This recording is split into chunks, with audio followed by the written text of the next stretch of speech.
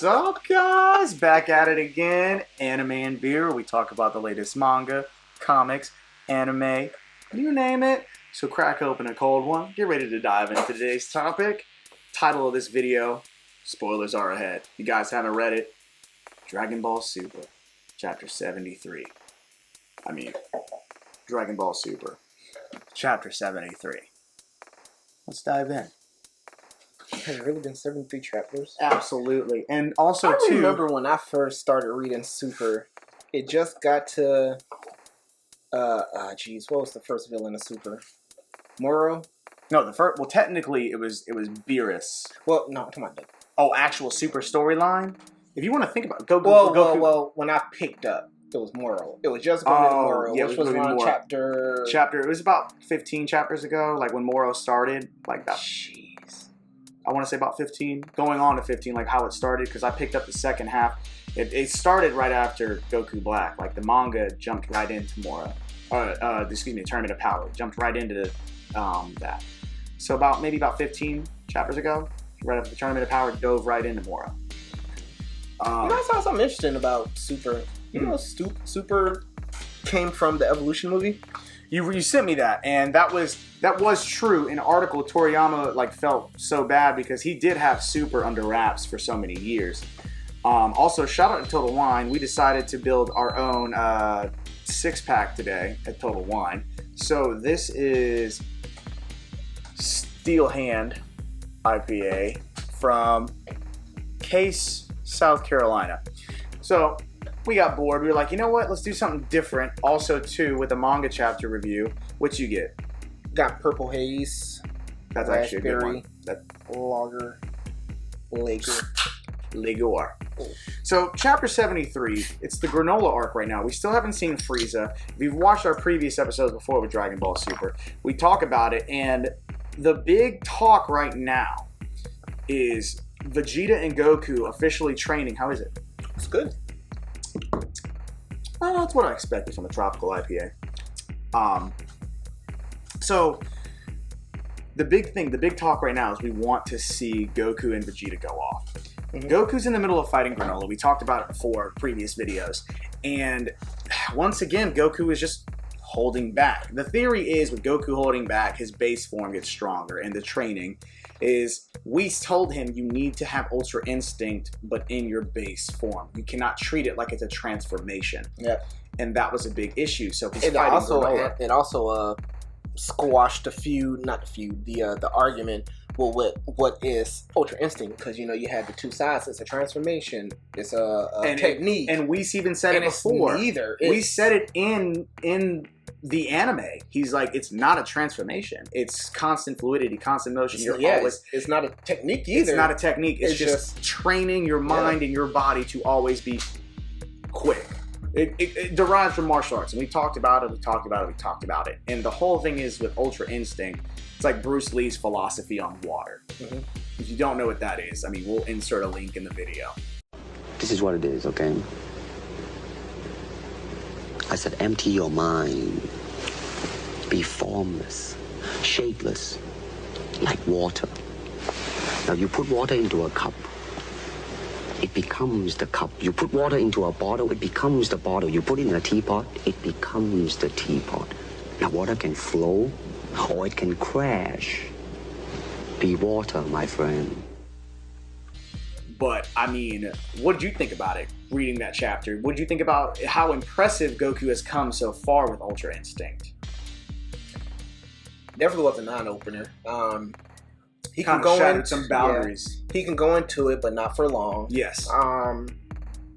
Which he also stated, yes. Which is good, but as we see with Whis and other angels, this is something that you should just be doing. You should.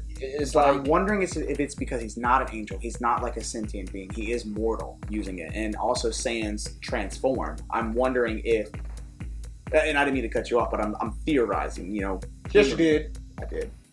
But humor me here, though. It's like we keep talking about it. Is it a transformation? Is it not? Goku is treating it like it's a transformation. I think that's what his problem is. Yeah. He's treating it like a transformation. He's treating it as something he turns on and off, where he needs to treat it as something that he just needs to do all the time. It's not Super Saiyan. It's completely different. I think it's in his mind, honestly. I think it's all in his mind. I think he's treating it as a he needs to just, and that's literally what it is, just doing it. Well, remember what we said when he fought Jiren. He's over the years and countless battles he's had in constant martial arts training. He's always had to think like on his feet. Yep. You can't think when you're using Ultra Instinct. If we cut back to the training montage with the manga where they first started officially training with Whis and Beerus, and where in the manga they were talking about it, and like he had to literally, he's like, close your eyes and like focus with your mind, just only use your mind. And we got to see him do it, and his base form is basically the Ultra Instinct sign form. But when he goes off, I mean, Granola's eye couldn't read him, because what did he do? He went Super Saiyan, then Super Saiyan God, then Super Saiyan Blue, but he was still tapping into Ultra Instinct. Yeah. It's almost like we got Sharingan, then we got Mangekyo Sharingan. It's like we got steps. We got series. But man, when Granola, dude, that was kind of shattering. It kind of hurt my feelings a little bit, but Which it needed part? it where Goku claps him. Okay. You know, he's like, all right, now will you listen? Because they're trying to convince Granola that not all Saiyans are bad. Meanwhile, Vegeta realizes what happened to the Cerealians, and he's like analyzing everything that's going on. He goes, oh, now I remember. The Saiyans were sent here because it was a race of people with eyes that were known for sniping. The right and, eye. Yeah, and Frieza wanted us to take them out. He must be the last. He must be the last one. I remember. Which was funny. Leading after that, Goku and Granola are like fighting through the woods. Yep. Goku gets collapsed, and what does he do? He instant transmissions to Vegeta. Which, I mean, everybody know what instant transmission does, but it's kind of like, but what do you have to do to teleport? You have to lock in on energy. Which means in the middle of getting his ass whooped, he had to like, where's Vegeta? Where's Vegeta? Yeah, where's Vegeta? And then Vegeta's like, are you done? He goes, no, I haven't been using Ultra Instinct to my full power, which the fan base gets so mad about this. But that is the downfall of being a Saiyan. You are very prideful. You want to test yourself always. Everything is always a test. So before he goes into perfected Ultra Instinct and goes back and claps Granola, sorry, yeah, that was an important detail. And Vegeta's like, oh, you're relying on that again. Which means making it a transformation is a bad thing. It's putting so much tax on your body. So, I mean, he went back, did it, clapped Granola. Granola couldn't read, which also means, too, that eye cannot see constant movement. Which means, like, if we had Granola's eye, because remember when he fought Goku, he said, I can lock in on your vitals. Which means either it was an aura or just Goku became like a sentient being for that moment. He was constant fluidity, which is something also crazy about Ultra Instinct. So if and remember when Moro punched him, when Moro did punch him, it shattered his whole hand because he was the perfect embodiment. So I guess it's absolute perfection. You can, because the way I see it is, he's able to lock in on his vital points because he did say, I'm able to know what you're going to do based on your body movements.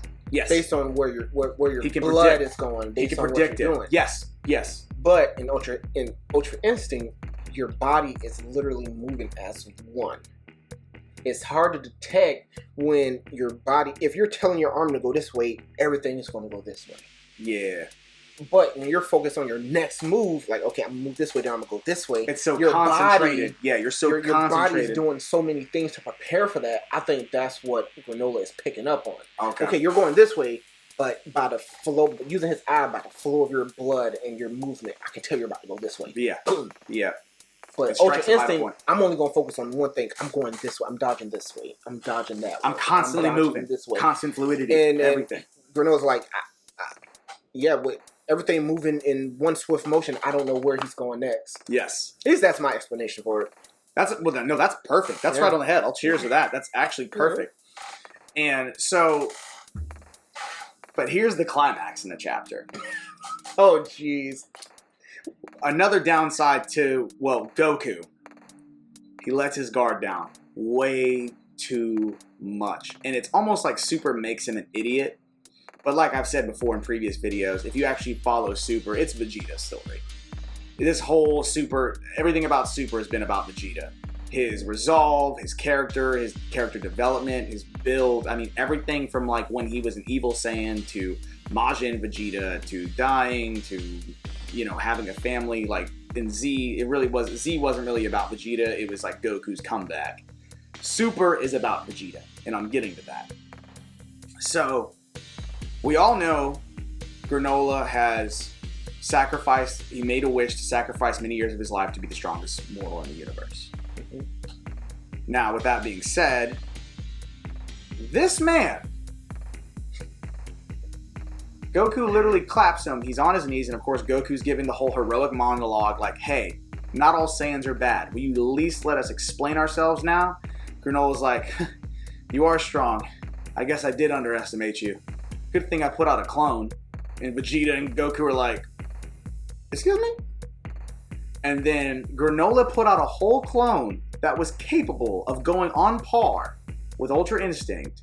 Not perfected, but Ultra Instinct forms. Completely vanishes. This is the punchline. Boom.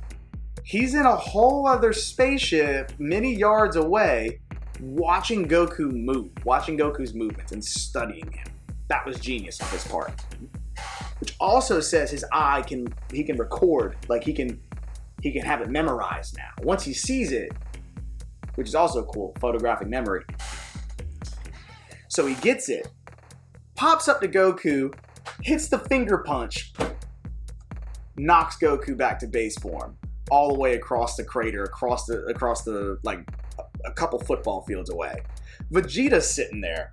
Vegeta's like, oh man, damn it, Kakarot. Like, he's like, again? Which, mind you, Vegeta was calm. He was surprised, but at the same time, he's been waiting. He's been waiting to pull tricks out his sleeve. He has something. Beerus, and Dragon Ball, Toriyama is notorious for this. He doesn't show you everything. He doesn't. If Naruto is the king of flashbacks, Dragon Ball is the prince. True. Beerus showed him more than what we saw. Facts. He knows Hakai. Yeah, that's easy. There's like, I can easily show you that. And he gave him the light skin energy with the earring. But Beerus definitely taught him some more. There was definitely something else. And we're going to get flashbacks. We're going to get flashbacks of it for sure. And also, too, his Spirit Fisher technique as well is also something we're not going into account for. But it's there. So Vegeta remembers, like if you guys remember what I said at the beginning of the video, he remembers who the Cerealians were and what the Saiyans did. And we all know the Saiyan stories. They went around, pillaged planets, eradicated races, Frieza's a tyrant. We all know the story. So the final closeout of the snippet, you know, Vegeta's like, all right, I guess it's my turn. And like Granola's like, well, didn't you see what I did to your friend? What could you possibly do? He goes, well, he's down for the count. He's going to be out for a while.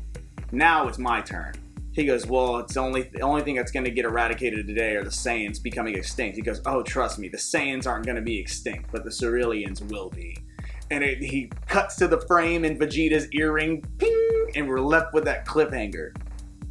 Vegeta's about to go in on the next chapter, and it's long overdue. Because he smiles.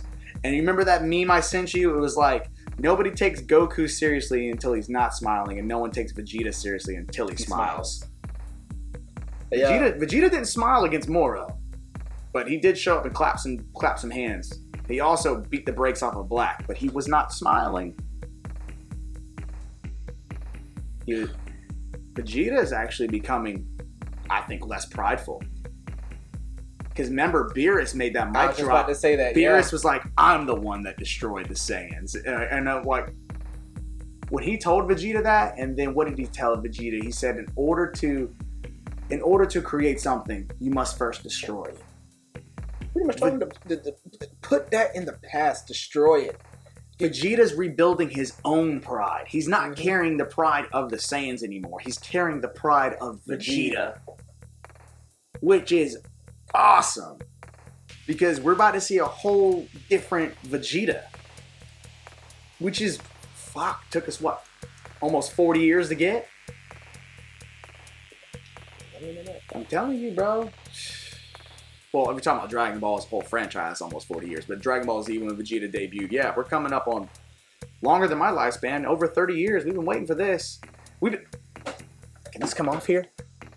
No, it's screwed up there. Oh, damn it. Well, he's got a Vegeta right here, from literally in his Prince armor, with the tail showing up to Earth with the I'll put a picture in the middle somewhere. There somewhere. I mean, I'm just saying, like, okay, so then with that cliffhanger, what do you think the god? Because we haven't seen any gods do anything. We've only seen Hakai.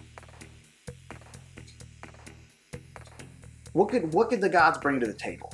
And is the god of destruction form a transformation or not? No, I think it's the same thing. Okay. I think. Now we're going into theories. Going into theories now. Opinions and theories. Opinion. You know what opinion is, don't you? Opinion. Opinion is what one person thinks, and it doesn't have to be shared amongst everybody else. I mean, not shared. It doesn't have to be agreed upon. Opinions. I'm not speaking facts. Opinions. I'm never gonna let that Twitter thing go. But anyway, go ahead. My thing is, I think. First, what does it mean? Yeah. First, we have to ask ourselves. To be an angel, that's something totally different. Completely different. And they made that clear when Beerus pulled Vegeta aside. Correct. We have to ask ourselves, what does it mean to be a god of destruction? Because from the Tournament of Power, gods of destruction are different beings, they're different species, different creatures. There was a freaking robot that we found out had a person inside of it controlling it. Yeah, and that was a destroyer. Yeah, he was a destroyer. So what does it mean to be a god of destruction? We have to ask ourselves that question. We did see different species. That's a good point, Belmont was a freaking clown. Belmont was a clown. He was also a former Pride Trooper. Yeah. Beerus is a Sphinx cat. And his brother is Choppa, who's from another universe. So I'm wondering if gods of destruction, if anything, was Beerus originally a part of Universe 6, and they couldn't have two destroyers, and Beerus had to move to another universe. Or vice versa. We got a lady that looks like Nefertiti. You know, we got the Egyptian lady. So So based off that alone, all the angels look alike. They're blue, white hair, skinny, can kick ass. Yeah. The gods aren't. The gods are actual mortals that ascended to god level. Toppo is also Toppo in the Tournament of Power. Tournament of Power, they said reached that of the destroyer. And we're grooming him to become the next destroyer. So what does it mean to be a god of destruction? That is the first question. So off the rip, to tag you there, tag in. They also said with Toppo is they're grooming him to be the next destroyer. We already been speculating this since Dragon Ball Super started. Is Vegeta's going to be the destroyer, Goku's going to be the angel. It is what it is, you know? And if they're grooming them, you know, he needed Vegeta to get rid of that pride of the Saiyans. Mm-hmm. And now that I think Vegeta let it go, Vegeta is ready to be a destroyer. I'm going to tag again. Okay. I'm going to break some hearts. Goku is not going to be an angel. Well, duh. Goku is not going to be an angel. He's not. He's not going to do it. What it's going to be... I mean, nothing wrong with that theory. No. The theory makes sense. I mean, we see it in like almost any TV show, any cartoon. In Dragon Ball Heroes, he did go train with the Grand Priest for Ultra Instinct. In Dragon Ball Heroes, which isn't canon, but he was. Yeah. Maybe there's barriers that have to be broken, favors that have to be asked in order for that to happen. Some leeway. But as it stands now, Goku cannot be an angel because probably of the circumstances, that have to be. Goku has to break his boundaries too. Vegeta's done it. Goku has to let some things go. It could be the fact that they're secretly grooming Goku to be an angel. I don't think Goku's going. He could be. But as it stands now, because of what we've seen from the angels and the characteristics of angels, both physically, emotionally, and all that, Goku can't be an angel. He doesn't have the blue skin, white hair. But can he turn into one? That's another thing too. We haven't learned about the angel history. Is were the angels once mortal, and were the angels once selected upon? Were they born into it? Because if that's the case, it seems like all the angels come from the Grand Priest. He makes them. But it seems like the destroyers are picked upon by the angels and Grand Zeno. But like we've all seen, I think there's a planet of them. I think they're normal people. I think they're in their own. I think they're in their own dimension. Own dimension. Yes. They're immortal. Yeah. And as we've seen with Mirrors. Yes. Mirrors is gone, and I think the Grand Priest went back to their planet, but brought him back as immortal. Yeah, now he's immortal. Yeah. But he's no longer an angel. Exactly.